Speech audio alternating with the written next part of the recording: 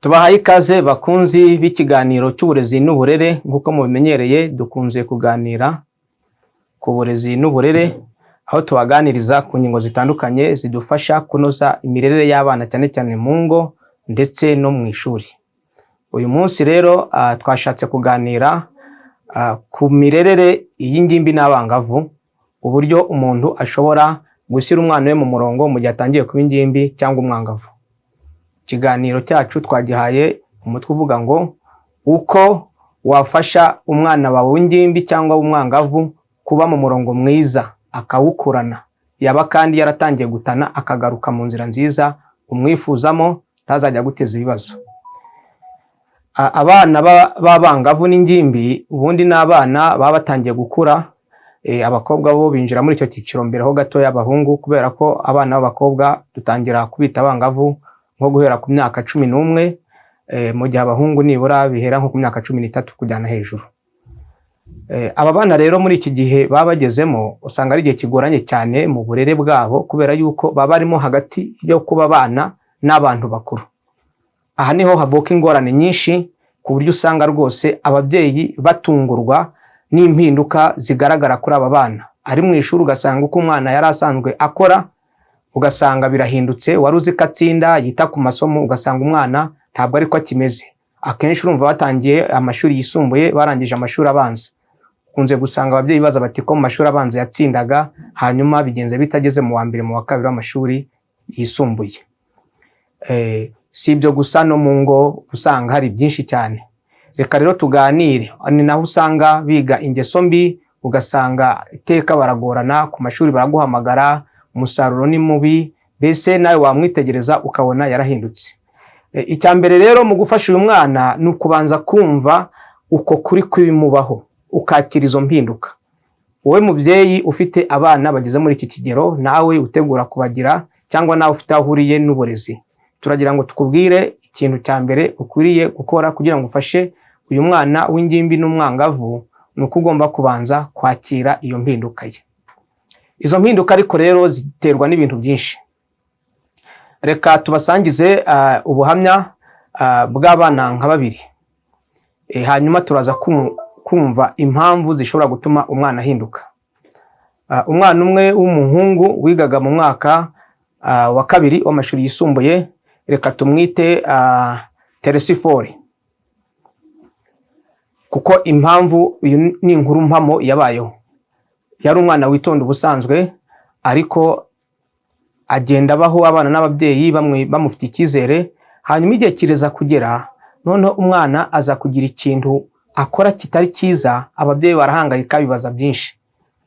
Yaragiye ajya ku ishuri, hari gahunda y'ibirori, hanyuma igihe cyo gutaha kigeze, umwana akwepa imodoka yamucyuraga mu rugo iramusiga. Aza gutaha bwije, naho atahiye ntiyahita ajya mu rugo, hanyuma yigira ku muturanyi. Hari undi mwana bigana baturanye, kwa kundi ingo ziba zituranye urugo ku rundi, yigumireho kugera nka 2 z'ijoro, kandi ubundi gahunda yari yagiyemo yarangiye mu ma 9.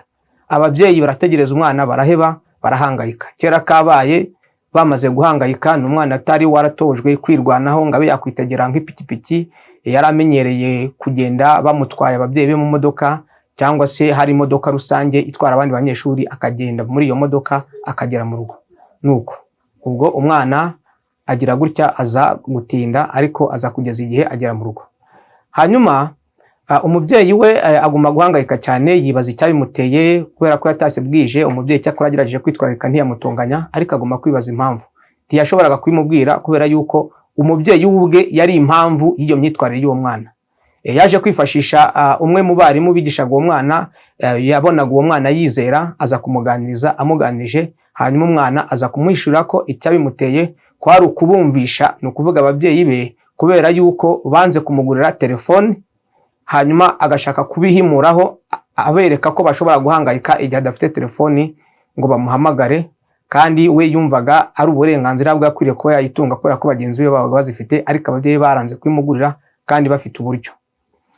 Aha rero mu kiganiro cy'umwarimu n'uyu mwana, yamubaje impamvu yamuteye gutenguha ababyeyi be agataha atinze, agatuma bahangayika. Aravuga ati nagira ngo mbahe isomo.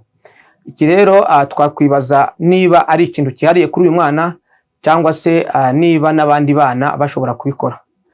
Hari indi nkuru nanone y'undi mwana, reka tumwite Jambo.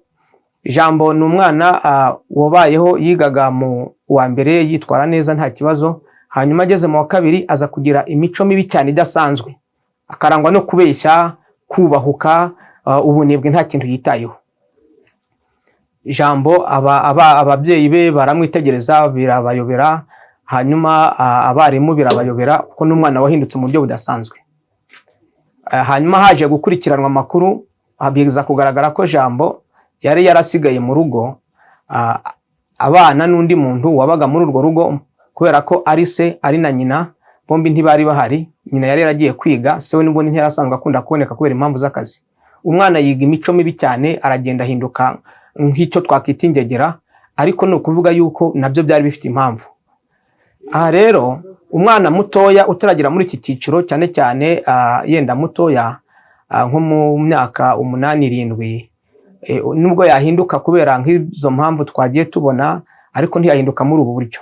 Aha rero haratujyana ku mpamvu ingimbi n'abangavu twamaze gusobanura haruguru, icyiciro cyabo cy'imyaka bashobora guhinduka bidasanzwe. Ahari naho bigira ingeso mbi, imico mibi, ugasanga mbese baragira ingorane nyinshi, ari ku ruhande rw'ababyeyi, ari no ku ruhande rw'aho baba ku mashuri n'ahandi.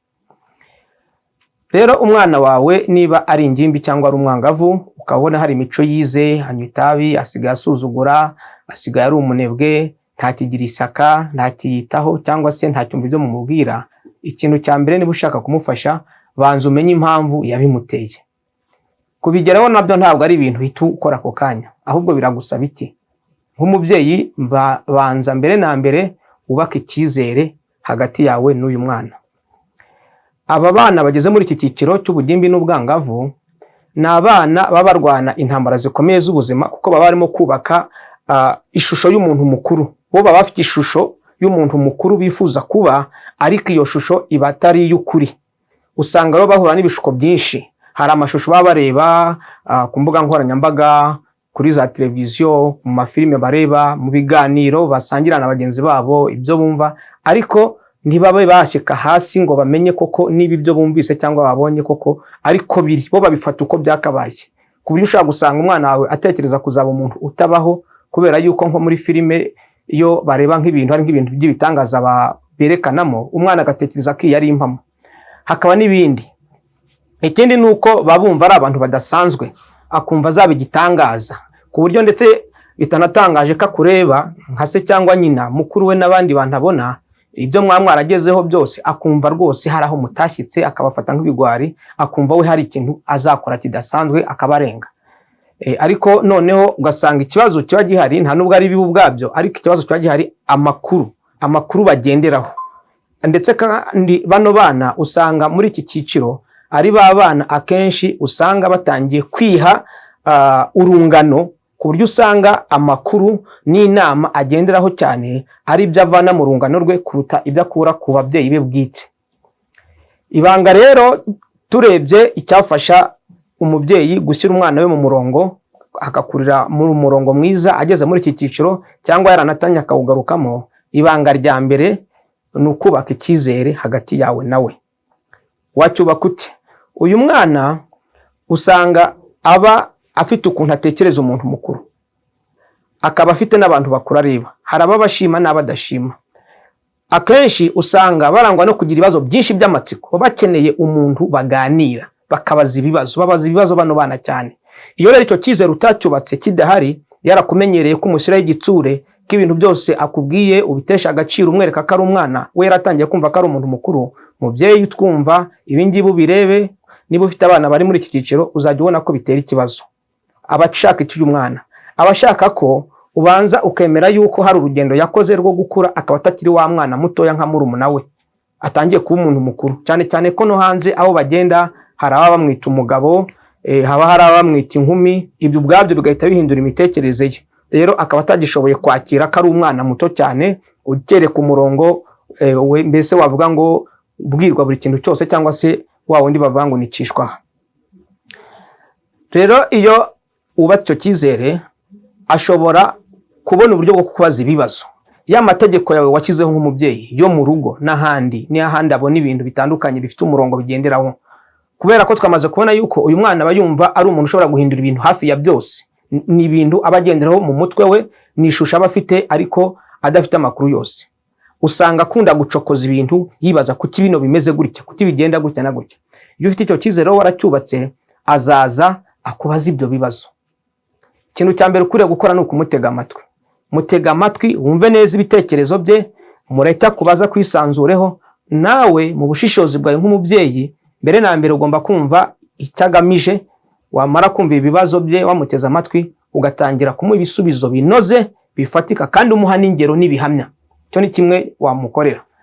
Kubaka icyizere, ukamutega amatwi, ukamuha umwanya akakubaza, kandi ukemera ko acokoza ibintu bimwe na bimwe. Yewe niba ari n'amahame runaka nk'amahame yo gusenga cyangwa iyobokamana, ukagerageza kumureka akisanzura akabaza, hanyuma ukamuha ibisubizo byamufasha ukurikije imyaka arimo n'ibyo ashobora kumva, ariko ntumubeshye. Ugomba kwirinda kubeshya uyu mwana, kuko ubundi aba ari mu bushakashatsi no mu bucukumbuzi. Iyo aramutse atahuye ko mu byo wamubwiye wamubeshye, umubano ubupfuye, nta cyizere yongera kugira, ntashobora kongera kukubaza. Icya kabiri cyagufasha usibye kumuha umwanya kukubaza no ukanamusobanurira neza ibintu uko biri, ni umwana uba ugeze mu cyiciro cyo gushaka kugira umuntu w'intwari ye agenderaho. Iyo ntwari rero ashobora kuyigushakamo cyangwa akayishakira ahandi. Iyo yigushatsemo akayikuburamo, ajya kwishakira ahandi, ni muri rwa rungano cyangwa abandi bantu. Aharoni naho ashobora kuvuka ingorane, kubera ko ba bantu yita intwari ze abazi igice, ntabwo abazi mu buryo bwuzuye. Icyo gihe rero byaba byiza no kumenya ngo ni bande bantu bagendana, ni bande bantu yizera, baba ari abantu bakuru, nk'ababyeyi cyangwa se urungano rwe, hanyuma umenya icyo yakurikiye kuri abo bantu gituma bizera, ni nawe wabaza amabanga ye.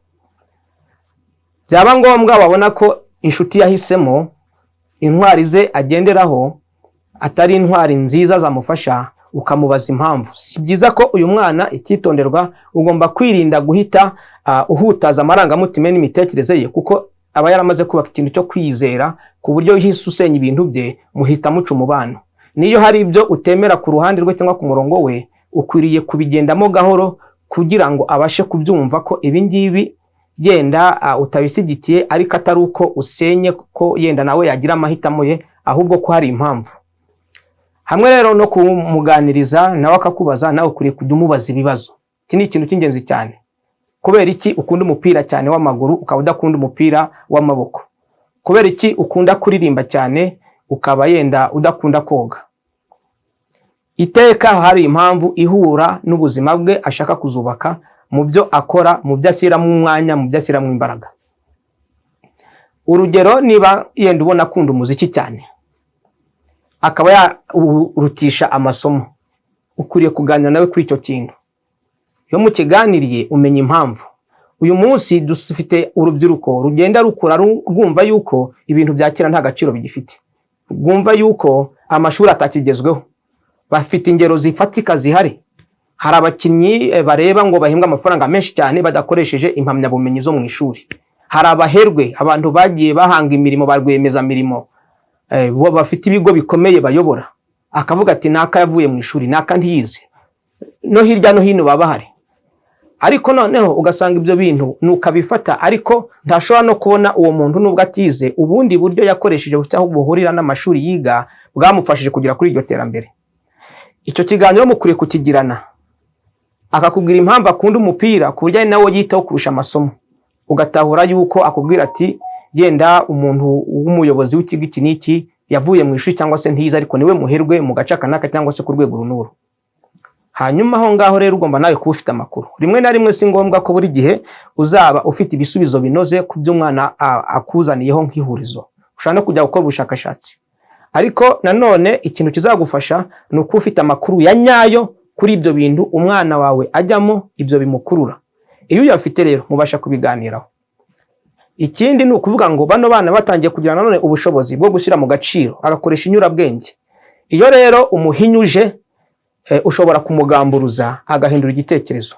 Natanga nk'urugero, hari umubyeyi umwe wari ufite umwana wigaga mu mashuri yisumbuye, yiga mwaka wa 2, hanyuma umwana agakunda umuziki cyane, akumva yaba umuhanzi ukabona nibyo ashyiramo imbaraga. Noneho rimwe nyina aramwitegereza aramubwira ariko buriya ko mbona ukunda umuziki cyane ubuteganya kuzawukoresha iki? Umwana ati ndashaka kuzabikirangirire. Ati none se nubikirangirire ubwo ni ukuvuga yuko aya masomo yo nta mwanya afite? Ati amasomo afite umwanya, atari ko buriya umuziki ni ukomeye, ni wo wangeza kure. None aramubaza ati se wambwira nk'abantu b'abanyamuziki abacuranzi bakomeye uzi? Umwana aramubwira ubwo umubyeyi yamubazaga atyo we ashaka kugira ngo aze kumuganisha ku bantu b'abahanzi b'abacuranzi ariko bize, kugira ngo abari bo aza kumuhaho urugero rwiza. Umwana aravuga arangiza urutonde ariko ntiyaza kugera kuri babandi wa mubyeyi washaka kumwerekaho urugero. Nibwo yaje kumubaza ati se umucuranzi naka uramuzi? Ati ndamuzi. Ati umubona ute? Ati nta kibazo, mbona ari icyamamare, ni urugero rwiza. Ati none se uriyibaza ko yize cyangwa ntiyize? Ati yarize. Ati rero buriya kuba umucuranzi w'icyamamare birashoboka ariko ntibikuraho kwiga. Urugero warubonye, uzakurikirane amasomo yize, ndetse yize n'amasomo nakomeye anagoranye, ariko hamwe n'ibyo abasha kwifatanya, akora umuziki, arakundwa, ni icyamamare, ariko yarize, afite impamyabumenyi, afite n'akazi akora kubera iyo mpamyabumenyi afite. Ati rero niba ushaka kujya mu muziki sinkubujije, ariko hari icyo bigusaba, hari urugendo ugomba gukora, hari umurongo ugomba kugira. Mu by'ukuri umwana yasubiye mu murongo, cya gitekerezo cyo gushaka gushyira amasomo ku ruhande arakireka, kubera yuko umubyeyi bari baganiriye yaramuhaye ingingo zifatika. Rero ahangaha ni ahantu hakomeye cyane umubyeyi wese agomba kuzirikana. Ikindi kintu gikomeye ushobora gukora kugira ngo ufashe umwana wawe w'ingimbi cyangwa umwangavu kuba mu murongo mwiza, cyangwa no kumugara igihe yatanye yavuye mu nzira, ni ukugerageza gushyiraho imirongo migari. Hari uburenganzira ugomba kumuha. Ibingibi abana barabikunda, mukaba mwatemberana, ukaba wamuha nk'inshingano runaka, ariko ukabikora mu buryo uzi ko hari ahantu nyine ari buze kugarukira, kugira ngo yenda aho ubushobozi bwe bugarukira nyine ntaze kuharenga akaza kwisanga ari mu bintu bishobora kumuteza ikibazo. Muri iyo mirongo migari rero niyo muyiganiraho, ukamuha ubwo burenganzira. Ariko none ikindi gikomeye, muri iyo mirongo migari umuha, ni na ngombwa ko ureka nk'umwana utangiye gukura, unamwigisha gushyira mu gaciro, akoresha inyurabwenge ye, gushyira ku munzani. Niba yarenze imirongo migari mwavuganye, inama wamuhaye, wamweretse ikibi n'icyiza, ntuhora urwana ukareka ingaruka zimwe yenda zoroheje zikamugeraho, kuko burya nanone ibibazo ni umwarimu mwiza. Iyo uhora umukingira ikibaba ahantu hose ujyayo witanga, ntabwo abasha kubona ukuri kuzima. Ahangaha natanga urugero. Hari umubyeyi umwe wari ufite umwana, hanyuma umwana yigaga mu wa mbere w'amashuri yisumbuye. Umwana ageze ku ishuri, bamujyanye ku ishuri rikora cyane, ugasanga abana bahora biga kuko ni ishuri rishaka ko abana batsinda kandi bagakora cyane kugira ngo nyine babone ayo manota. Umwana aba umunebwe, akanga kwandika, akanga gukora imikoro, agahora atsindwa, agahora mbese mu bibazo n'abarimu. Umubyeyi agahora ku ishuri yisobanura. Rimwe umubyeyi aramubwira ati ariko mbwira urashaka iki? Aterega kwiga biragoye. Uwo mubyeyi yari umufundi, abangaba bapatana nk'amazu bakubakisha. Aravuga ati kwiga birakomeye. Ati biragoye papa, ati biragoye rwose kwiga. Ati nta kibazo. Ati buriya hari ibindi ushobora gukora bitagoye. Reka ikiruhuko kigere. Umubyeyi ubwo yari yafashe umwanzuro mu mutima we, yarazi icyo azakora. Biruhuko bigeze, ibiruhuko bitoya bimwe by'ibyumweru nka 2, igihe cyo gusubira ku ishuri kigeze, umubyeyi abwira umwana ati noneho rero ntabwo uri bujye ku ishuri, ahubwo ubu ngubu mu kazi kanjye ngira abamfasha bano tuzi nk'abayede, kubera ko bambwiye ko kwiga bigoye, ndagira ngo ubyihorere kubera ko biragoranye koko, hanyuma uze ubigire ku bwubatsi, ujye ku mushinga wanjye ukorane n'abandi. Kwiga rwose nta ubireke, ubwo yenda nibyo wenda wabona ko byoroshye. Umwana kubera ko yari atarabikora ngo amenye uko biteye, nganabigereranye n'ibyo yita ko bigoye byo kwiga, yaragiye yumvise ko rwose ese yamwumvise yamworohereje. Umwana aragenda, amaze nk'icyumweru we ubwe yarigarukiye, asaba se amutakambira ati mbabarira none ureke njye kwiga, nabonye ko kwiga ari byo byoroshye kurusha wanjyanyemo. umwana agarutse ku ishuri ntabwo arakiri wa wundi, yari yarahindutse. Ubu ni uburyo umubyeyi yakoresheje bufatika bwafashije umwana guhinduka no kubona ishusho ye nyayo. Muri make rero, umubyeyi ufite umwana w'ingimbi n'umwangavu, ukaba ufite ingorane mu burere bwabo, mu myitwarire, utumva impinduka zibabaho, mbere na mbere zirikana ko igihe bagezemo ari icy'impinduka. Ni igihe cy'inzibacyuho, bari ku kiraro kiri hagati y'ubuto, ubwana no kuba abantu bakuru. Hari impinduka nyinshi, hari imisemburo iba irimo kwirema mu mibiri yabo, ubwayo ihindura imyitwarire yabo. Ariko kandi bimwe mu byo wakora kugira ngo umufashe ni ukwemera ko impinduka nyine aricyo gihagezemo, kumutega amatwi, kumwitegereza, kwemera kuganira nawe, ukamuha nk'umwanya mukavugana, ukamubaza nawe akakubaza, kandi ukamusubiza, ukamusobanurira. Ni ngombwa ko umwereka abantu bamubera icyitegererezo kuko tumaze kubibona. Ni ngombwa kandi ko umuha umwanya kugira ngo akwisanzureho, ukubaka icyizere hagati yawe nawe. Ni ngombwa kandi ko umuha ubuhamya, ureka nawe akibonera ukuri kw'ibyo umubwira, nk'igihe hari ibintu mwumvikanye, hari mirongo ntarengwa akaba yayirenga, ukamuha andi mahirwe yo kubasha kugereranya aho ashobora kubona ibitandukanye n'ibyo yatekerezaga, hanyuma we ubwe akigira ku mwanzuro nyawo. Ahasigaye nubikurikiza, turakwizeza ko uzabona impinduka. Rero niba wadukurikiranye kuva mu ntangiriro kugera kuri uyu musozo w'ikiganiro cyacu, turakwibutsa niba utariyandikisha kuri uyu murongo wacu, wiyandikishe ukanda hitwa ahanditse subscribe, uraba winjiye mu banyamuryango b'abakunzi b'uburezi n'ibiganiro byacu. Kandi ushobora gukanda kuri like niba ikiganiro wagikunze.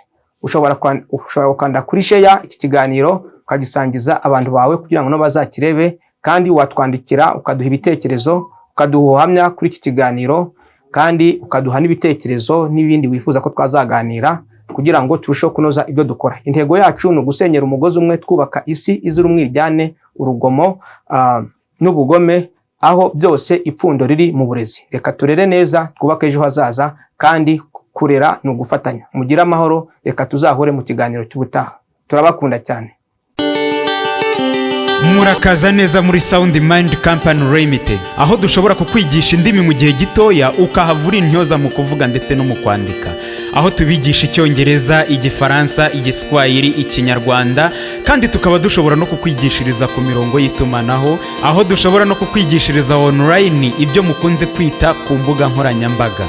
Kandi ikindi nk'uko twabibabwiye, tukaba tubafitiye ibitabo bisobanuye muri izo ndimi zose, aho dufite igitabo cy'Icyongereza gisobanuye mu Kinyarwanda, igitabo cy'Igifaransa gisobanuye mu Kinyarwanda, igitabo cy'Igiswahili gisobanuye mu Kinyarwanda, ibitabo by'abana b'incuke ndetse n'ibitabo mfashanyigisho. Dukora ihinduranyandiko n'ubusemuzi, harimo impamyabumenyi, indangamanota, amasezerano, ibitabo n'ibiganiro, byose tukabihindura mu rurimi wifuza. Dukosora ibitabo tukanabimurika, tugukosorera igitabo tukagishyira ku rwego mpuzamahanga. Dutanga inama za kinyamwuga ku burezi bufite ireme n'imirerere myiza y'abana. Murakaza neza muri Sound Mind Company Limited, aho dukorera Kigali Kimironko. Ukeneye ibindi bisobanuro wahamagara 0788 7692 0788 7692 Murakaza neza muri Isano.